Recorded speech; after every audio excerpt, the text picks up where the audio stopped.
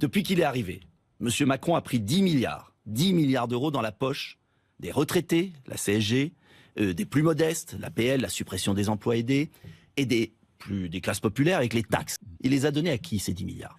5 milliards pour les plus riches de France, mais pas les riches, les très très riches. 1,5 milliard pour Bruxelles, c'est-à-dire Bruxelles, l'Union européenne, politique qui nous coûte déjà 9 milliards.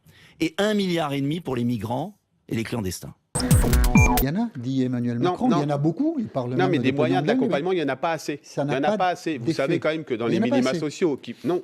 Il dit qu'il y en a trop. Oui. Non, lui... Ou que c'est mal utilisé, quelque chose. Trop de pognon.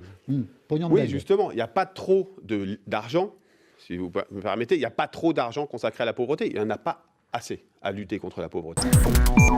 C'est que toutes les personnes qui bénéficient de la solidarité et qui aujourd'hui ont un RSA doivent aussi avoir des devoirs, par exemple exercer des travaux d'intérêt général. Eh bien, j'attends qu'Emmanuel Macron prenne des décisions comme celle-ci, plutôt que de philosopher et disserter. Vous avez les ministres qui commentent, vous avez le président de la République qui philosophe. On aimerait juste qu'ils prennent des décisions, mais surtout qu'ils obtiennent des résultats. Parce que des décisions, ils en ont pas.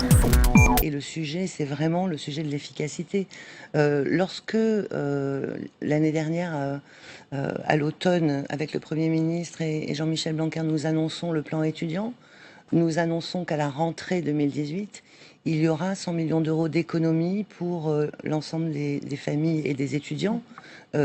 Bien sûr que l'idée, c'est de faire en sorte que les mesures qui soient prises et l'argent atteignent son objectif.